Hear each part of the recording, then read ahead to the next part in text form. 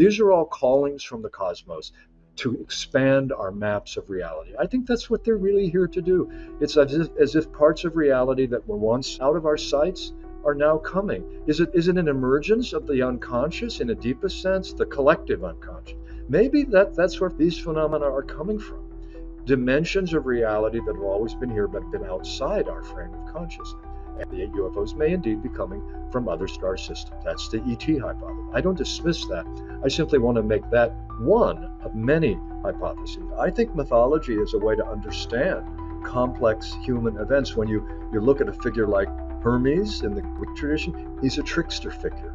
Well, what is present throughout the UFO phenomenon at every stage? Trickster. What's true? What's not true?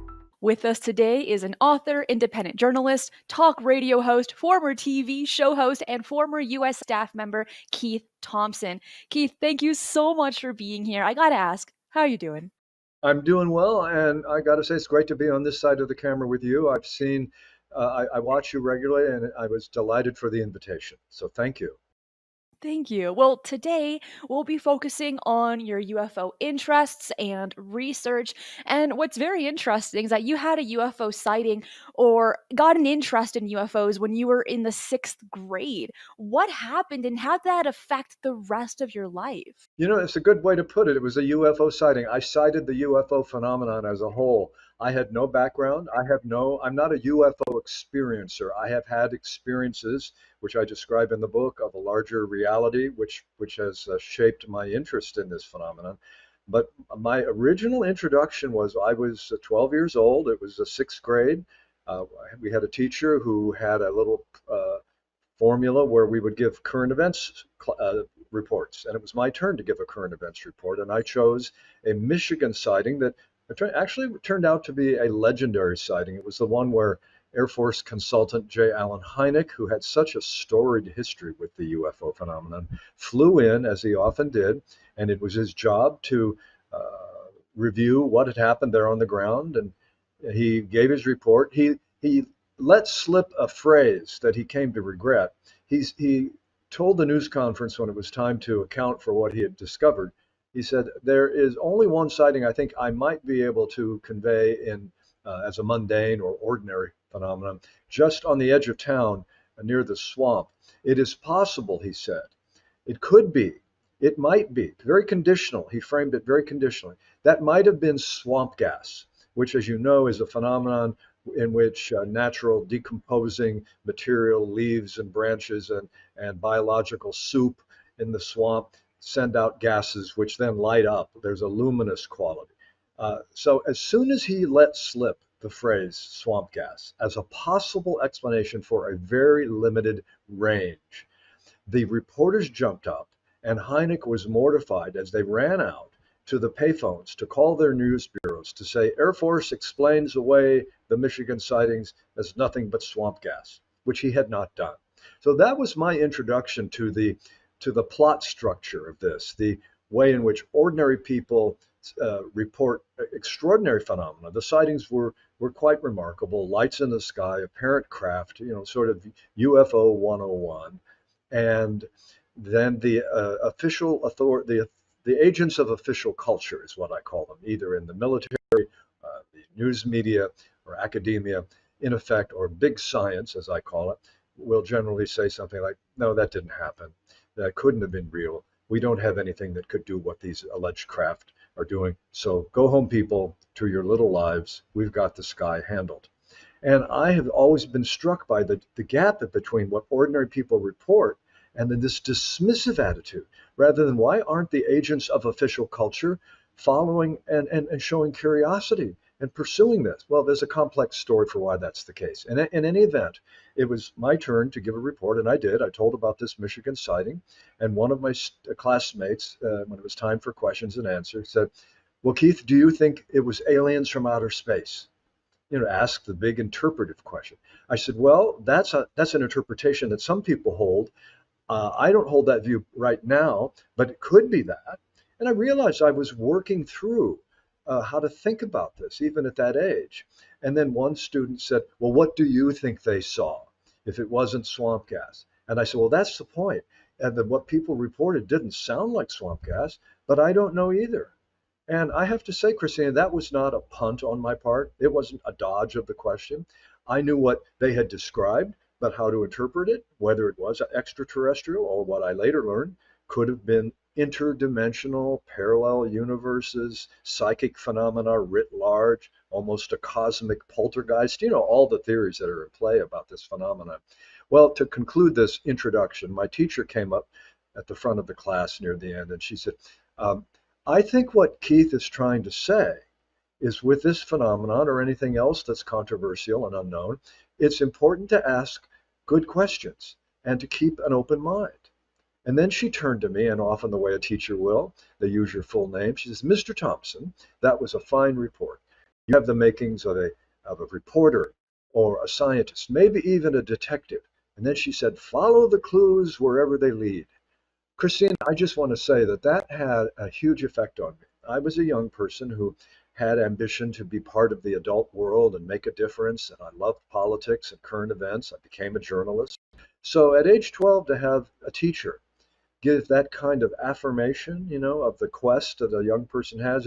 I took it at the time. I didn't know this word, but it was like a benediction. It was like a blessing she had given me. Go forth, ask good questions, follow the evidence wherever it leads. And, that's what I've done ever since by tracking this phenomenon. I always said, whatever the evidence shows, follow it, investigate it, and then interpret. That is such a beautiful story, and just to have such an amazing teacher to teach the classroom based off of your report, to be open-minded, but to ask questions. And I feel like we've really lost that in the school system in the last 10, 15, 20 years or so. So to be able to witness that, be a part of that firsthand is so beautiful. And just the way that, according to your story, the way that you handled the questions and the situations, it definitely did pave a way for you to get a background in journalism, to get a background in politics, and even media. So, how did that, moving forward, getting into more modern times, how did that contribute to your unique perspective on the UFO phenomenon? Well, I've been asked since my book, The UFO Paradox, came out. I've been asked sort of a sincere question. It kind of threw me. I've been asked more than once, how did I go from being an investigative journalist that covered stories like, and this is sort of an overview, criminal justice, education, how to run a better marathon. I've covered health and fitness. I'm athletic myself. So I've followed my sort of, as Joseph Campbell, the mythologist, famously said, whatever you do in life, follow your bliss, follow what excites you, follow what interests you. So how did you go from being an investigative journalist to becoming a UFO researcher? And I said, okay, there's an implied shift there. I am an investigative journalist, period. And I moved into the UFO phenomenon. Granted, it's an unusual topic. It might have been a risky career move. I don't view it that way. In any case, I just continued to follow the phenomenon, follow the evidence, and that included when in 1968, the important book that the French astrophysicist Jacques Vallée published called Passport to Magonia, in which he said we do ourselves a disservice if we don't realize the fundamental archetypes or themes that are involved in these events, including the alien abductions. We do ourselves a disservice if we don't see that these themes are present in other cultures, in other forms, and other expressions. We may be looking at, and this is an interpretive piece here, we may be looking at a meta phenomenon, a super phenomenon that provides for each culture uh, a way to interpret this fundamental interaction with an other. And that's the key. There's an otherness to this, but it's coherent in each culture. So, for example, he said we would need to look at the fairy faith in the Celtic countries because guess what? The fairies abduct children. Now, many contemporary UFO researchers, and I noticed this, it's the same kind of response I found in the sixth grade story. Many contemporary researchers say, oh no, let's not bring in fairy faith. Let's not bring in the reports that shamans interact with non-ordinary beings in their altered states of consciousness. That makes it so messy. Let's just frame this as extraterrestrial, craft that are a little more advanced than ours, but it's not such a big leap.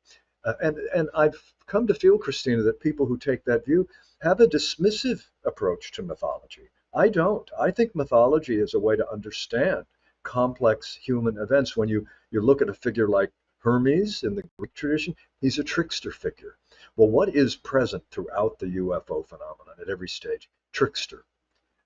What's true? What's not true? What did Bob Lazar see?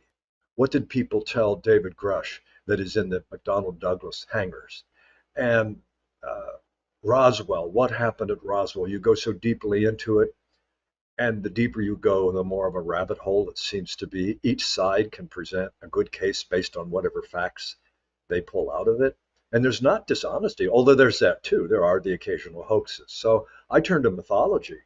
And finally, I turn to the paranormal. When I say turn to the paranormal, there is a consistent dimension of the paranormal, parapsychological phenomena.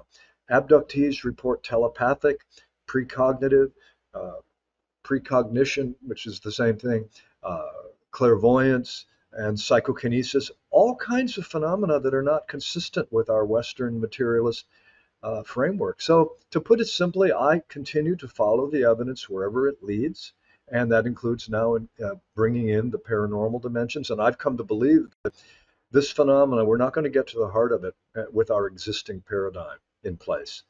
We've done great things with the materialist framework. It allows us to get to the moon and build, powerful computers called iPhones, but it doesn't tell us about the nature of consciousness. And I think that's a huge, huge dimension of this. So, do you think that's the step forward to truly understanding the UFO phenomenon is through the research of consciousness? I think so. We really have to find out what it is. In the current philosophy of mind and current consciousness research, there's a statement we often hear about the hard problem of consciousness. If the world is made up of nothing but blind, inert molecules spinning around, dead molecules in effect, spinning around in some mathematical formula that we that can't quite explain, and that's the ground of being. If there's nothing but material phenomena, then the idea of how consciousness emerges doesn't make sense. Because how do you get the ability to write Shakespeare, or write any book, the ability to have a subjective experience such as the taste of strawberry, or the smell of a rose, or the sound of a baby's voice, the sense that there's something that it is like to be me, there's something it is like to be myself, that deep subjective sense, that is apparently not something that developed out of dead matter. It doesn't work. You can't get subjective qualities like there is something it is like to be me out of such factors as spin, charge, momentum, and other quantitative factors. So, what I'm saying is, it's very likely that consciousness is at the very ground of everything. And everything emerges out of consciousness, including perhaps the material world. What we call the material world, which seems solid and outside of us, seems very likely given the way synchronicities work.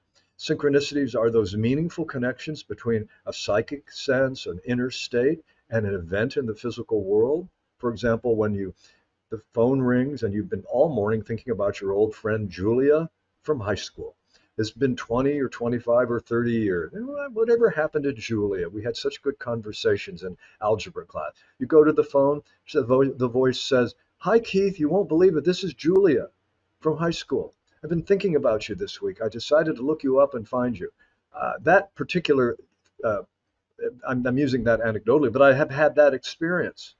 Those moments of synchronicity that Carl Jung called. So, bottom line, the physical world, rather than being separate from the psychic world, Carl Jung argued that the psychic world is in the physical world, seemingly physical world, is itself psychic. So psychic phenomena are part of the material world. That has some bearing. I can't say I have the final answers with the UFO phenomena, but I think it has some bearing on what's going on in the abductions. These are real experiences and real events, but the full extent of the nature of the reality, I think, is what we need to delve into, as John Mack of Harvard famously did. I'd kind of like to stick to this thought process because sometimes people connect consciousness with quantum mechanics, quantum entanglement, and you mentioned in your book the Nobel Prize winner, quantum physicist Wolfgang Pauli. And so, how might our understanding of quantum particles help us comprehend the UFO phenomenon from your own perspective? Okay, well, the simple fact of the matter, I'm still amazed at the Nobel Prize for Science last year, or was it the year before, was given to the body of research that identified the entangled particles. Essentially, it goes like this: there's a machine that sends out photons in two directions, and the further they go, they remain in connection. They remain correlated with each other. Non-local reality is present. That's a huge piece in paranormal stuff, telepathy, clairvoyance, and so forth. So that means that our physical world, our seemingly physical world, which is supposed to be separate from the inner world, the day that memo went out to reality, apparently the UFO phenomenon didn't get the memo. Psychic phenomena didn't get the memo that they're not supposed to be real. So the mystery is, how could these photons, they're not supposed to be able to remain connected. And yet they do continue to influence each other at vast differences. By the way, I write in the book about how the best efforts were made. This can't be happening. There must be something wrong with the mechanism. There must be something wrong with the device. There must be a secret coding that these molecules have. Anything to defeat the idea of non-locality. Why is that such a big issue? It's because our entire paradigm is based on the materialist premise. So there gets, as Thomas Kuhn, the author of this wonderful book called The Structure of Scientific Revolutions, he described, as you use the word, you do a show called Strange Paradigms. Well, he popularized the term paradigm shift, the sense in which a worldview will hold. It seems coherent, logical, comprehensive until various anomalies emerge, things that don't quite fit the paradigm. The first thing that scientists do in the process of normal science within an existing framework, okay, we check out that that anomaly. That anomaly was probably something to do with our measurements. Must have been the way we set up the exam, the test, the clinical trials we were in. They try to eliminate or account for the anomalies. Some anomalies are simply procedural. They have to do with poor design and methods of studies. But there are some anomalies that don't. For example, the near-death experience is really far along in terms of mainstream science began to take a look at this, because reports, for example, someone comes back from surgery, they were dead for all intents and purposes, clinically dead, flatline brain, heartbeat stopped, and they come back, they survive, they come back to the body, and the doctor will say, well, I'm ready now to talk with you about your prognosis since the anesthesia is worn off. And the patient will say, I already know the prognosis. I overheard you talking with Dr. Smith in the other wing of the hospital this morning. You were wearing that tie that you're still wearing now, and that spot, you spilled mayonnaise on that. By the way, outside of this building on the roof, there's a tennis shoe.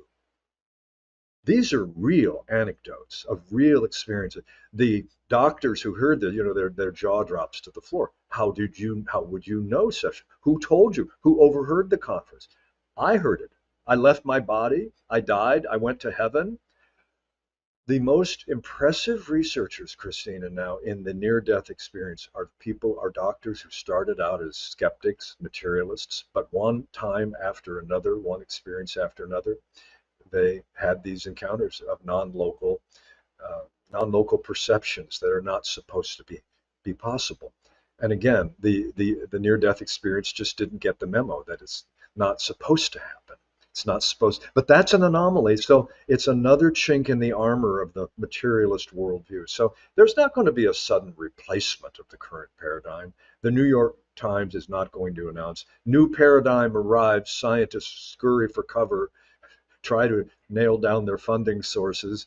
It's a very slow procedure, but increasingly there is a new generation of researchers across various fields who have experience with the evidence on psychedelics, for example, or who have practiced meditation, who have experientially found their way into consciousness research, consciousness inquiry, the sense in which you can change your consciousness through deliberate efforts and practices. So that's a long answer to, we're not going to find, I think, the ultimate secrets to this phenomenon without some fundamental revisions in a worldview that places consciousness in a central way. It is always exciting to have scientists get on the bandwagon doing the research, collecting the data, but nothing really beats a firsthand experience. And you've had your own near death experience. You've seen strange things before. And so, for you, do you think, in your opinion, that solidifies this phenomenon more for you than the data? Well, it does, and I'll tell you a personal story about this. You may have had this yourself as a journalist. Uh, I I for quite a while, because I did mainstream stories and mainstream journalism. It's generally the case that you bring, most journalism is not first person. I mean, you can begin a journalistic story by saying I found myself at a cocktail party in Washington D.C. and I didn't expect to see Senator Smith. Okay, that's appropriate. But with a phenomenon like this, I labored very hard in my early research and in my first book not to bring in first person experience, because I held to a very literal definition of objectivity. I should write about the phenomenon as something out there, and I interpret it through my own filters. But I wouldn't want to bring my own experience in, because that makes me susceptible to being having a predisposition maybe to believe. Anyway, right. With this book, something shifted. My new book, the UFO Paradox, in the process of writing it and seeing the profound struggles that contactees and experiencers go through, including in the Zimbabwe sighting, the school children there I write about, and how they were told that didn't happen. You didn't see what you say you saw. That negation. So in the process of writing this book, I said, Keith, you have kept your story about your own near-death experience out of your writing. You've kept your childhood experiences that essentially were mystical awareness, recognitions, illuminations that were completely unexpected, unpracticed, unsought, openings into a larger sense of reality. You've kept that out of the story. Maybe it's time to bring it in. You've reached a stage of your life where you can tell a richer story, and so by telling your own experience. So yes, I think it does at some point, being willing, especially with these controversial subjects, to be willing to cite your own experience, and in the process of citing other people. I think of Professor Gary Nolan at Stanford, who's probably on the verge of getting a Pulitzer Prize eventually himself. He's really top shelf guy in immunology and related stuff, brain research. He's also come forward and says, I had childhood experiences of the UFO phenomenon. That's brave. It also gives him a wider framework. He doesn't say, I think it's this, every claim about the phenomenon is real because I have my own childhood experience. That's not how it works. It's to say, why would I exclude my own in the name of some quest for credibility? Who do we empower when we set up this standard, when we have to convince the authorities that this stuff is credible? Tell the truth, tell reality as it's reported, and that is the best. That's the best way. That's what journalism is about, and it's what my classroom teacher in the 6th grade. She said you could be a scientist. What's a scientist? A scientist doesn't rule out data in advance. If they get findings, the job is to interpret those findings. How could reality be behaving this way? That's a second question. You don't dismiss the results, although it's a common response. That's what happened to Galileo. He said, "Guess what, folks? The Earth orbits the sun." He got a knock on the door from the Vatican, which was in charge of those kind of decisions and those kind of reality calls. He said, "Stop saying that. Stop saying it." He said, "You don't have to take my word for it. I'm doing what's called empiricism, empirical method. Come look through my telescope." And famously, the Vatican said, "No, we're not going to look through your telescope. One more time, if you continue to make this claim that the Earth orbits the sun rather than vice versa, we'll put you under house arrest." He continued to make the claim, and they placed him under house arrest. But at least they didn't burn him at the stake like they did to Giordano Bruno, who posited famously, and well, how controversially, that there might be other universes. There might be other star systems. Wow. is that really worth a death sentence? At that time, it was. I'm not saying that's what UFO researchers face now, but there is a phenomenon of debunkers who pretend to be genuine skeptics and open to the research, but they're really not.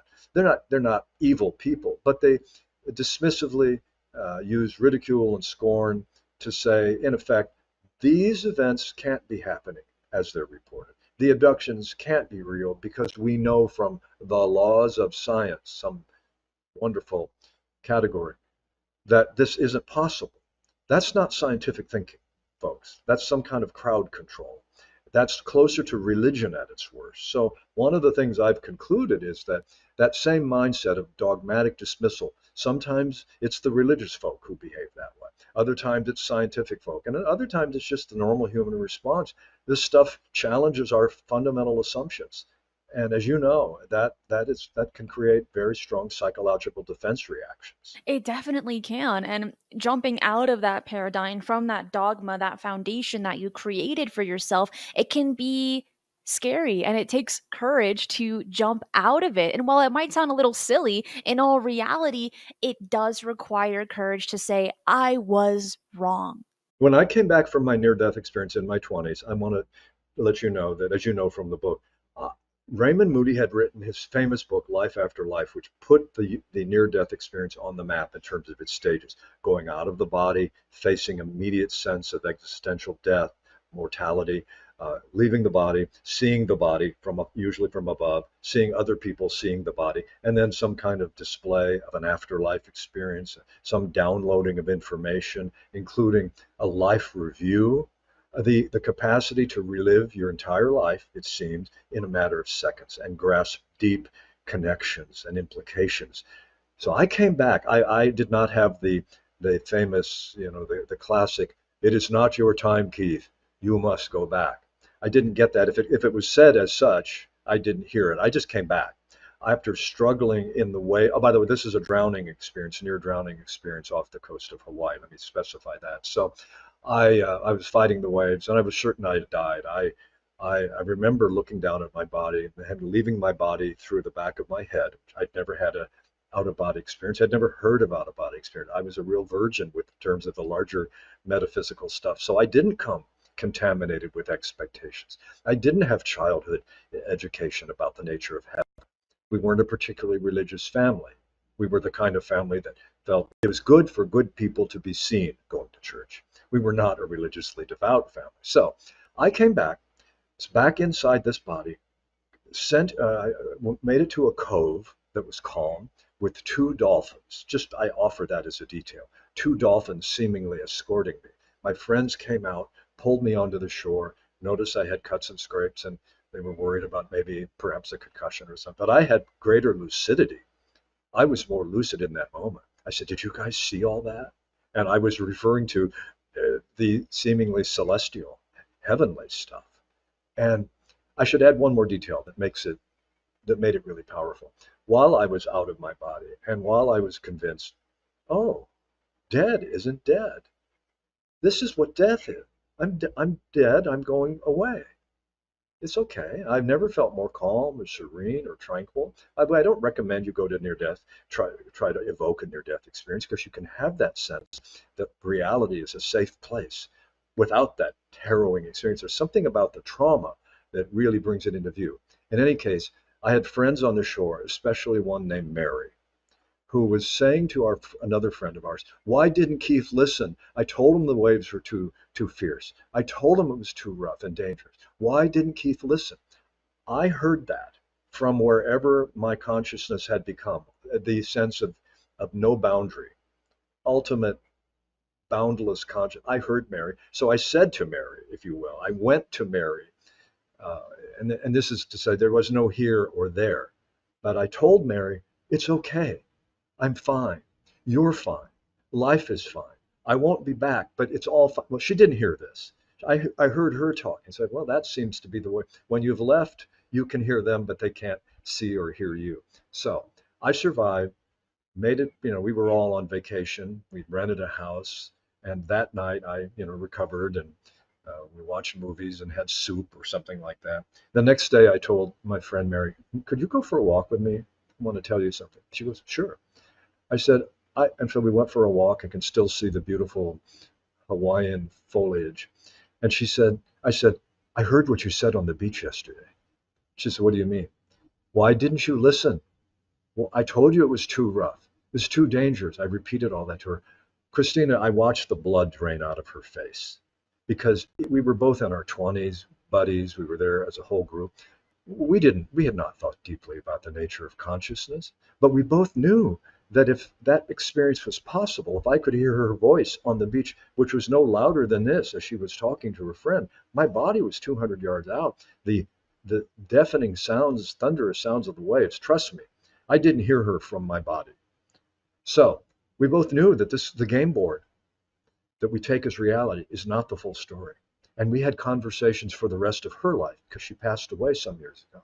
We talked about death as being the deepest fear, fear of not existing, probably being the heart of all fears. Like, we have a relationship, girlfriend, boyfriend, if we're going through a breakup, it's almost like we won't exist anymore without the relationship.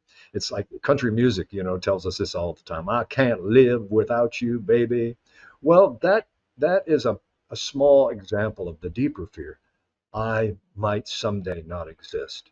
What I learned from my near-death experience, I came back with having I can't say I let go of fear. I came back with no fear.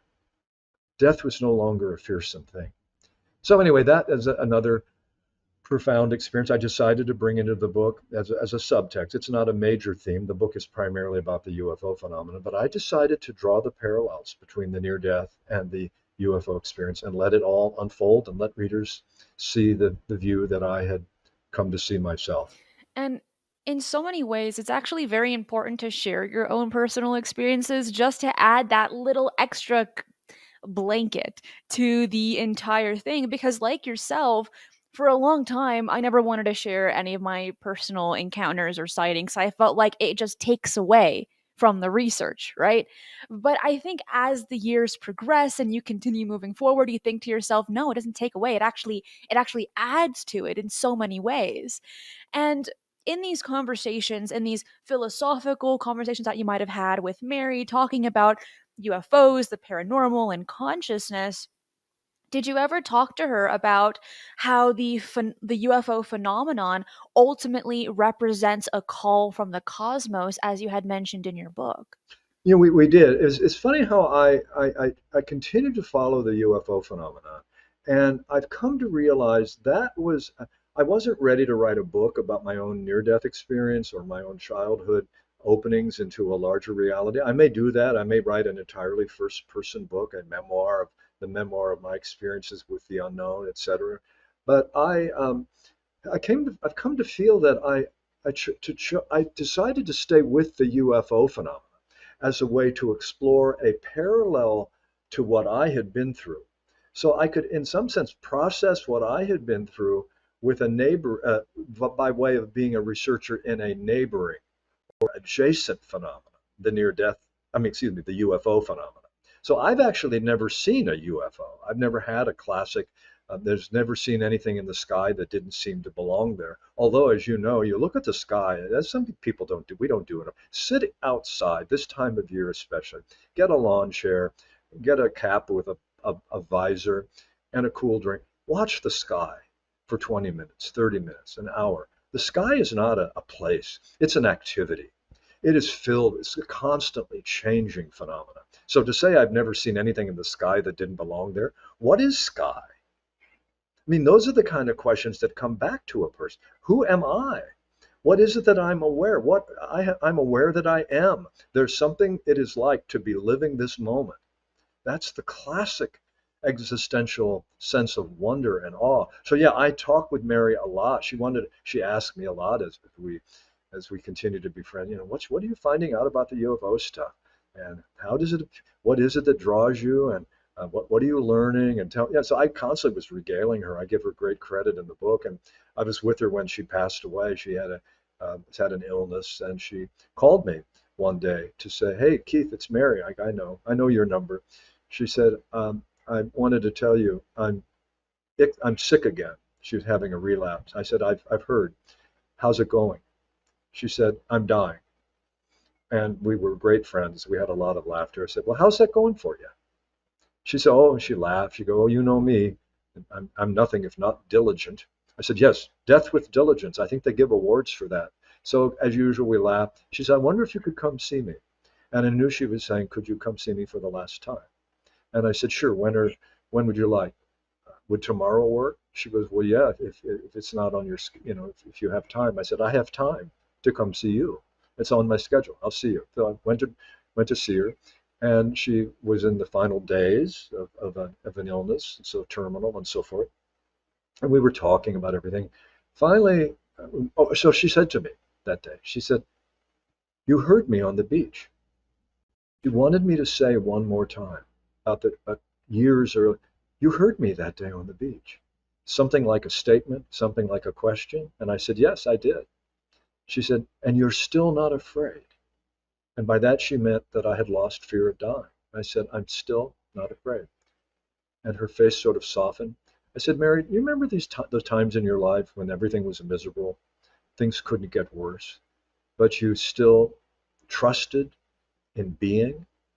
You trusted being?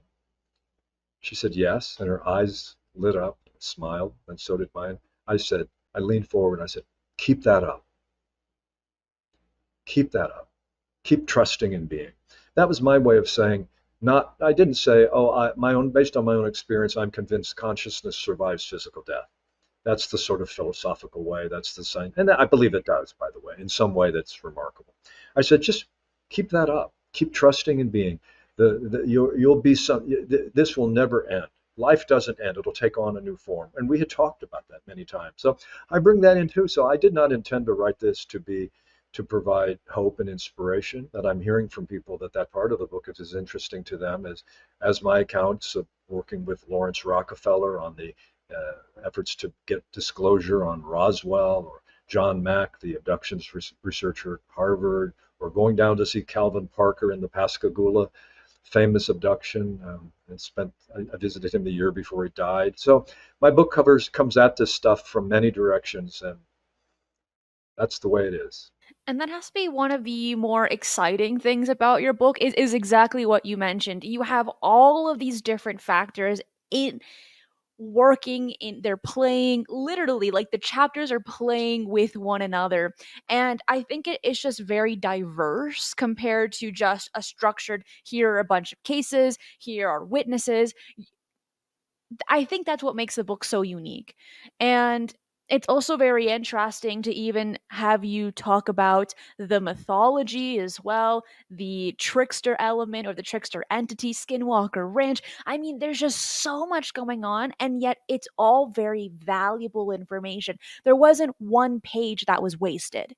It all had, they all worked together. And with this phenomenon, which I think is so exciting, really, is the correlation between UFOs, the paranormal, cryptids, consciousness, all these different things that when you start, you're like, this stuff is so easy. I got this. A few weeks in, you're thinking, this is a lot more complex than I could have ever imagined. And it's really invigorating to do the research in this topics. I'm putting that as a plural because it's so many different things. And what I wanted to ask you next was, what connection do you make between UFO encounters and the concept of the daimon from ancient Greek philosophy? Well, that's a rich topic. The daemon or daimon we know it from Socrates. He referred to consulting his daimon, there's many ways to talk about it. It's a sense of a guide, a spirit. It correlates with the unconscious. The daimon is a part of who we are that doesn't correlate with who we think we are most of the time. He famously asked his daimon, Socrates, should he fight the charges of the Greek authorities. He was charged with corrupting the youth by teaching them to ask the kind of questions we're talking about, not about what's in the sky, but what's real, self-inquiry. The unexamined life is not worth living, Socrates said. So he was found guilty, and his followers, including Plato, said, "You're going to fight the charges, aren't you?" He said, "No, I've made my point." And he'd we understand he had consulted his daimon, had reached a negotiated settlement. It was time to move on. So the daimon is, you touched on it earlier. The daimon is that sense we have when there's a call. I got a call in the sixth grade. My calling was to continue the kind of pursuit that I had begun. Martin Scorsese, the filmmaker, let me give you a great example of the daimon. He was a sickly child. I forget what his disease was, but when his friends were playing outside on the New York neighborhood, hopscotch and all the other games, he was generally inside the house, probably a congestive lung issue or something like that. He watched his friends from the outside. What he became very good at was drawing cartoons of his friends, doing doodling, drawing. Well, so what did Scorsese go on to do? He became one of the greatest filmmakers in history. Through that limitation, the idea of the daimon is sometimes it is very much through the limitation. For example, an alien abduction. Nobody wants an alien abduction, but something has some interaction has happened, and it goes to the very heart of your existence. You are confident that you were taken out of your bed and conducted some kind of medical examination.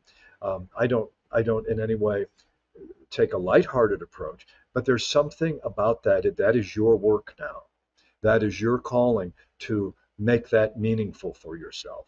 And there's another example of the daimon, a young person named Ella Fitzgerald, young black girl in New York, went to a talent show when she was 12 or 14. And the announcer said, "Ladies and gentlemen, we're going to now have a younger Ella Fitzgerald is going to dance for us." And so she came expecting to dance. Who knew Ella Fitzgerald was a good dancer? Then the announcer said, "No, no, Ella's changed her mind. Ella's going to sing for us." Ella sang that day. Ella Fitzgerald. If you don't know who Ella Fitzgerald was, viewers, find her on Google. She's one of the great vocalists, black vocalists of our time. The daimon gives us some freedom, some freedom to maneuver. She came ready to dance. She thought that was her thing. But another part said, "No, I'm going to sing." That became her calling. So follow the call. I call the UFO phenomenon and I add paranormal phenomenon, the near-death experience. These are all callings from the cosmos to expand our maps of reality. I think that's what they're really here to do. It's as if parts of reality that were once out of our sights are now coming. Is it an emergence of the unconscious in a deepest sense, the collective unconscious? Maybe that's where these phenomena are coming from. Dimensions of reality that have always been here but have been outside our frame of consciousness. And they may be coming, the UFOs may indeed be coming from other star systems. That's the ET hypothesis. I don't dismiss that. I simply want to make that one of many hypotheses. So a call that we get to follow a certain path is only a monologue until we respond. So I describe how I responded to my own call, but I'm also make a case.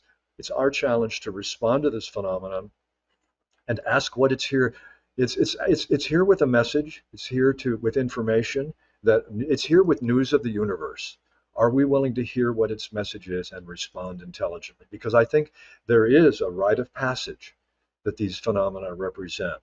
What the rite of passage or initiation is about, I don't know, but I think, as Joseph Campbell, the great mythologist and mythographer in his famous book, The Hero with a Thousand Faces, he said it is very often the case that ordinary people get called from their normal circumstances to go on a quest. Most of us have some sense by the time we reach middle life that there's a quest that we've been on or that we want to go on. We change our career. We change our relationship. We give up being a high-priced lawyer. We want to do sculpture. All kinds of things. And our friends say, that makes no sense. That's not a good career path. Well, maybe career is not the only framework. At some level, the soul has to be heard. So I'm saying this is a call to the soul of our time, to the anima mundi, the soul at large. So the soul of the world, if you will. So I take a pretty big and expansive approach, but it's all evidence-based. I follow the evidence of where it leads. I just acknowledge there are different kinds of evidence. In that case, would you consider that certain people are almost pre-selected to have these experiences and encounters, or do you think everyone has equal opportunity to see something strange or to experience something unique? Okay, I think it's both, I'm not trying to avoid the question. In one sense, I think there are capacities that human beings have that are widely distributed. I think, for example, paranormal psychic functioning is widespread. It's latent, it's implicit. It's not part of most people's lives, but there are these experiences. I mentioned the phone rings. You've been thinking of someone. It's not someone you see regularly or talk to, and it's someone 20 years and your history. You're at the grocery store and you have the strange feeling you're being stared at, and you look up or look behind you, and someone is staring. It's nothing malevolent, but it's just in a moment they were looking at you. You look at them and you exchange a smile. The point is, you knew in some way that you were being stared at. Turned out to be right. That's extrasensory perception. So I think it's widespread. I have a whole chapter called "Who Do We Think We Are?" And I don't mean it in the rhetorical sense, although I wanted to play. Who do you think you are, young man? Who do we think we are anyway? What does it mean to be a human being? And I make a strong case for these capacities. Extra normal, larger capacities are part of who we are. Now, as for things like abductions, are some people predisposed um, to have the abduction?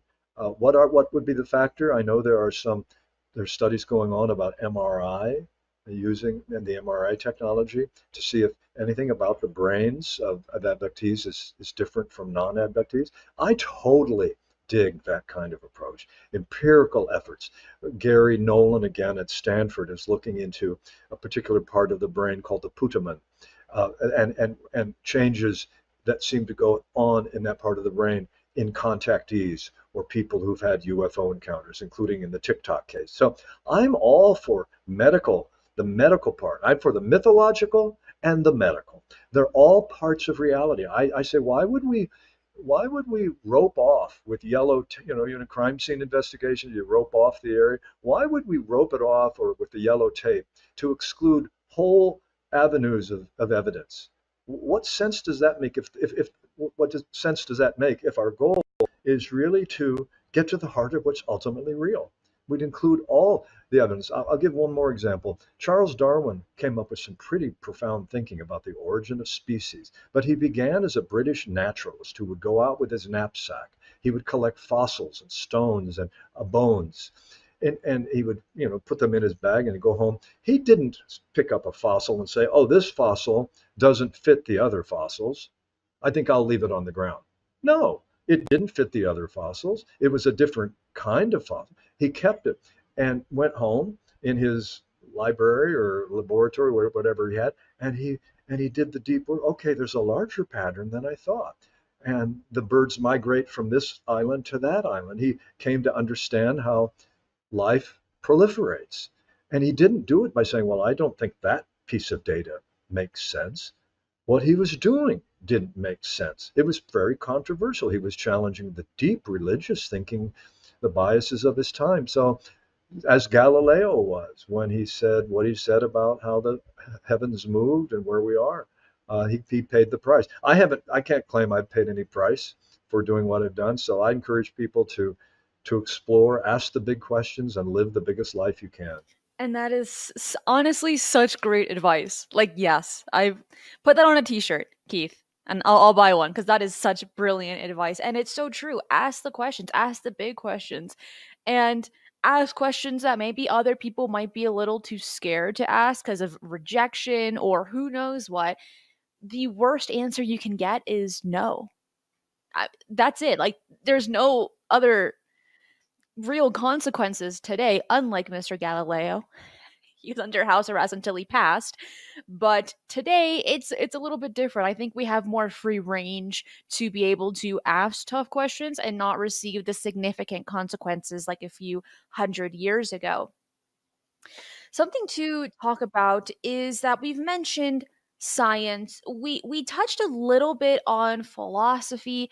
You also touched just a little bit on psychology, but how do you think when it comes to UFO sightings and encounters, how does it affect people psychologically from your research? Well, these are very difficult experiences. The abductions, whatever's going on. And by the way, there's a maturing within the community, the UFO community, so that because the term abduction did not define the full range. It defined some of the experiences very well. But John Mack, in particular at Harvard, found that many people through this experience called abduction, which can feel harrowing, extremely difficult, opens to transformative potentials. But on that point alone, the expectation, with the debunkers or even fair-minded critics will say the abduction phenomenon is it's a pathology.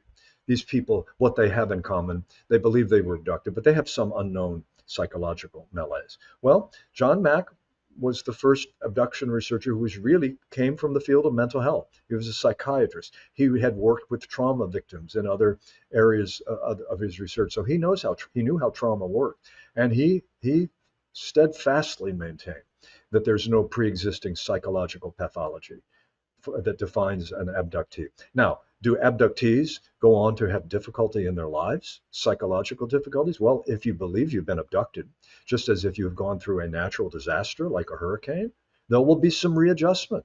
There'll be some difficulty coming to terms with it. I often say to people who ask me privately, they said, you've had your own experiences, Keith. Should I come forward and tell others about mine? And my response to that, Cristina, is yes. Don't keep it bottled up entirely in yourself. I talk about Emily Trim, a young student at the Zimbabwe school, the Ariel school, who kept her experience bottled up for a long time until circumstances enabled her to come forward and say, this happened. This is my work now, to resolve and live into this. So I say to people, yes, you should tell someone. Don't keep it bottled up, but don't hold a news conference. Don't go on TV necessarily, unless that is your calling. There are people who do take that path, like Whitley Strieber in his famous book Communion, and he has, in some respects, paid the price for being as candid as he was in terms of his credibility. But I've never heard Whitley say that he regrets it. He sees himself as an explorer. So psychologically, these are difficult experiences. I know from my near-death experience, as I said, the work of Worryman Moody was not yet famous, so no one was ready to hear me when I said, I died and I came back. My friends, Cristina, looked at me when I would say that, even in Hawaii. They'd never heard of the near-death experience either. They hadn't seen Oprah. They hadn't seen the popularization of it yet. And they said, you need therapy. You'll come back to Earth. You didn't die. You don't die and come back, but you think you did. So, and I quickly learned. I said, oh, this won't go well if I talk about it casually. So I became very clear that there was a certain sense in which keeping this private is not a denial. There's a kind of keeping it private that is a denial. Like, if I keep it quiet, maybe it will not have happened. Well, that generally doesn't work, right? Denial as a strategy in terms of reality. Something happened, opening to that it happened, and getting help you need is what you need to do. But there is a way in which keeping it private can serve a function, because during the time that I stopped talking about it casually, I didn't go to parties and say, you want to hear about my near-death experience? No, because people very often did not. Instead, I had the good fortune of getting to know Dr. Kenneth Ring, who, like Moody, was one of the renowned researchers. And funny, he said, I'm interested in the UFO stuff, and you'd like to know about the near-death experience. So he became a kind of mentor for me around my near-death experience to help me process it. And I became a teacher for him of sorts about the UFO phenomenon. And Ken Ring went on to write a book, title of which escapes me, but it's Dr. Kenneth Ring, R-I-N-G, about the interface between near-death and UFO experiences. So, when you follow your call, you meet people you wouldn't have met. I would not have gotten a call from Lawrence Rockefeller asking me to help approach the Clinton administration to declassify some of the Roswell stuff. So, when you enter the call, Joseph Campbell talks about this in his Hero's Journey. When the journeyer goes on the quest, enters the call to adventure, one will find allies and one will find adversaries, but it's deeply about the quest. And I strongly recommend it. It's not on most UFO book lists, but if you want to delve deeply into the UFO phenomenon, add Joseph Campbell's Hero with a Thousand Faces. Not a word mentioned about UFOs, but it's about how to respond to a larger call from life.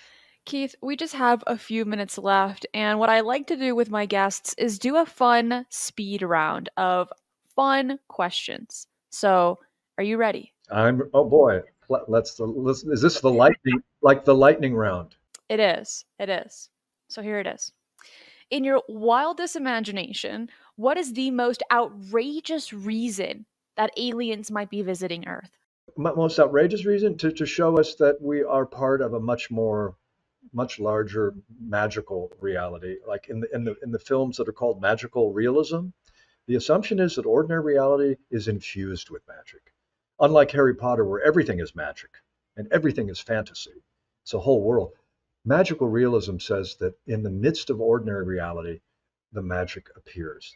So, without going into any particular interpretation, it's as if we have tried for 300 years in our scientific method to write off other forms of intelligence. They too didn't get the memo. And they're back to say, we're here. We've always been here. You wonder who we are. We wonder who you are. I write about that in the book. We want to know where they're from and what their purpose is. And I can imagine the alien saying, well, we have the same questions for you. Where are you from? What is your purpose? Wow, what if we looked at it that way? Ooh, I like that. Next one. What's the most bizarre UFO theory you've ever heard that secretly made you laugh? Oh boy. The okay, I wasn't so secret. I laugh at the idea that we have reached, we have treaties with aliens, and we've allowed them to abduct us. They could do abductions. They could abduct us for a certain period for a while. A certain number of abductions per year would be allowed. I kind of laugh because I said, but based on the very phenomenology of the abduction experience, they don't need our permission. The idea, like what would be the grounds of such an agreement? So I don't. So that's the one. The treaties with the aliens, they occupy a larger space, if you will, and they're trying to beckon us into that larger space too. They're trying to show us you occupy a larger space than you know. Humans, human nature, your own nature has more dimensions than you acknowledge. Open up to it. See what you find out. I think we're meeting on common ground, Christina. I think the this phenomenon and humans are both meeting on the grounds of our of this being a larger Earth, if you will, a larger Earth than we realize. Metaphorically speaking, we are coming ashore to a larger Earth. If you discovered that UFOs were actually time traveling future humans, what's the first question you'd ask them about the future?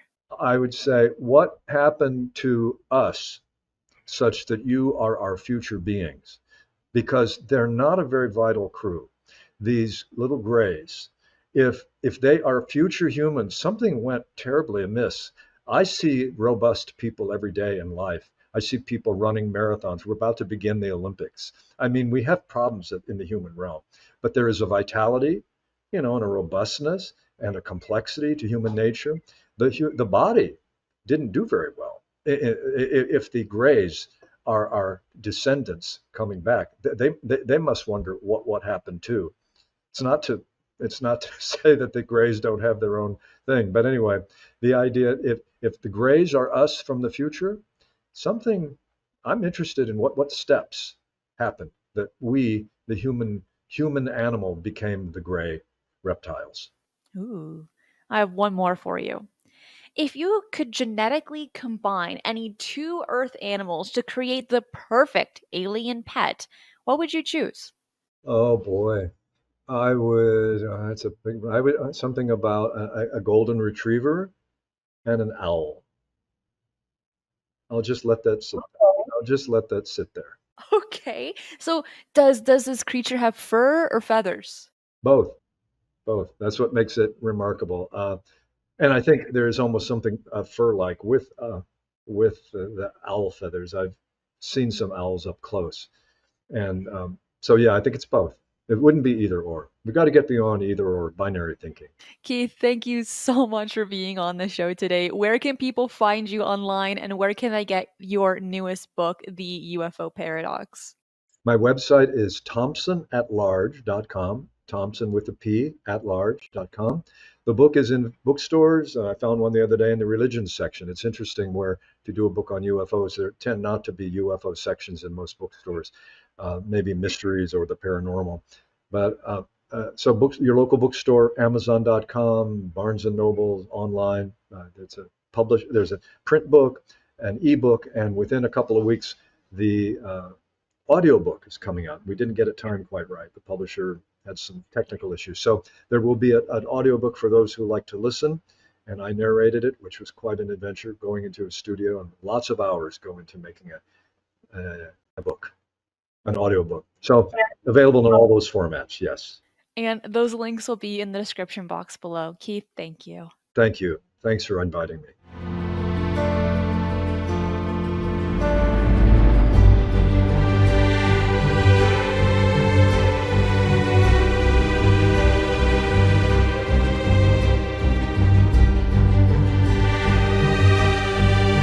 If you enjoy the strange and the mysterious, UFOs, the paranormal, and cryptids, this channel is for you. So make sure to subscribe, as I do 3 videos right here every single week, and hit that notification bell so you do not miss any of the bonus content I post right here.